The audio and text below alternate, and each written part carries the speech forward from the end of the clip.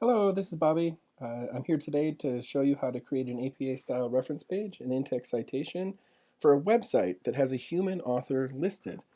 Again, I'm going to use this reference page citation APA 7 PowerPoint, which is located in Canvas, to discuss how these things are built.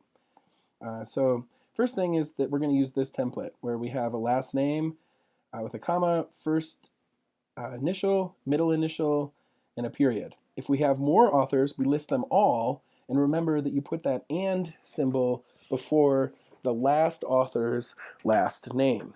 The next thing that we'll need is the date of publication. So we'll need the year, month, and date of publication, then the title of the web page, the site name, and then that active URL. The website that I'm going to use for this example, or the URL for the website, is located at the bottom of the page. It's a pretty interesting article about camels in Arizona. So here is the screenshot of the article that we're going to cite. So the first thing that we need to do is locate the author's name. Here it's located underneath the picture at the top of the screen. The author's name is Chris Heller. So now we add the author's name. Remember, last name first, comma, first initial. They only give us one initial, so we're going to use it, capital C, period. Remember, we would add other authors' names if there were more authors, with the and symbol before the last author's name.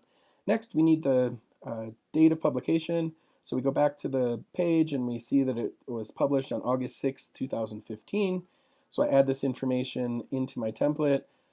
2015 comes first, comma, write out the entire month, or the name of the entire month, August 6. Next, we're going to need the title of the web page. So the title of the web page is Whatever Happened to the Wild Camels of the American West. And so now I need to enter that into my template. Whatever happened to the wild camels of the American West. Notice that only two of these words are capitalized. The W in whatever, as the first word of the title, gets capitalized, and then American gets capitalized because it's a proper noun.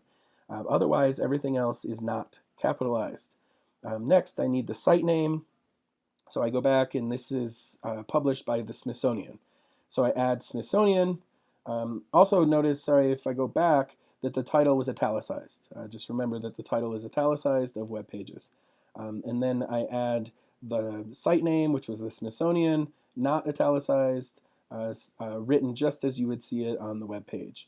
Then lastly, I have to add the URL. So I copy the URL and paste the URL into my citation. Notice that my second, third, fourth, fifth, and sixth line are all indented, and my URL is an active URL that ultimately should be written in black, bolded, and underlined font. So the final citation looks something like this.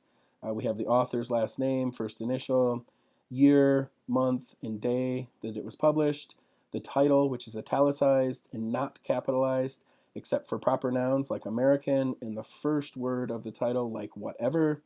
I have the site name, Smithsonian, and then the active URL written in black, underlined, bolded font. So again, what do we do with this if we're doing in-text citation?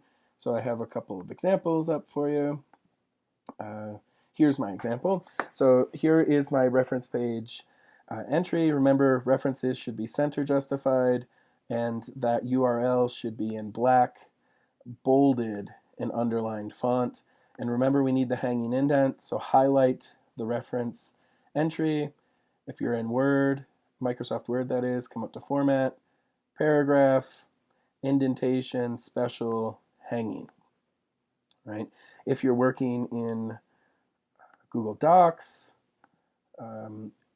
same thing or very similar. The word references should be center justified. The URL should be written in black font, should be bolded, and remember this whole thing should use a hanging indent. So in Google Docs, we highlight the entry, come up to Format, Align and Indent, Indentation Options, and then change the special indent to hanging. And let's say that this is the information I wanted to use.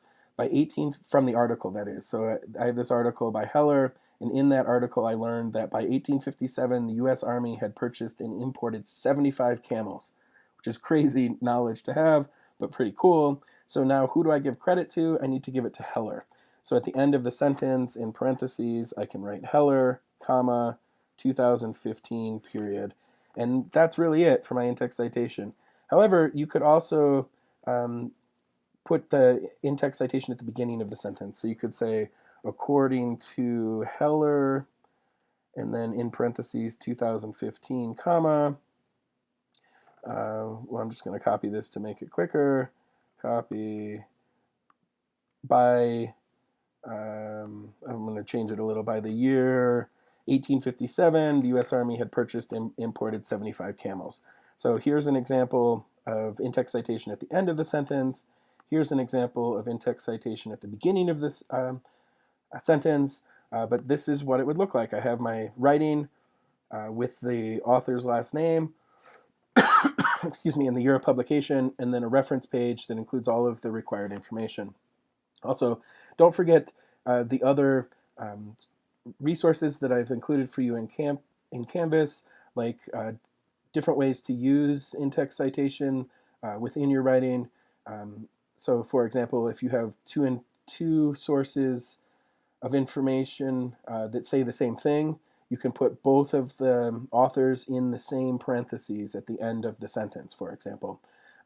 This document is titled Using In-Text Citation. There's also a template document that has templates for all of the different types of sources you're going to use in this class. And then, of course, don't forget about the PowerPoint that we're using today, titled Reference Page Citation APA 7. I sure hope that you find this video helpful.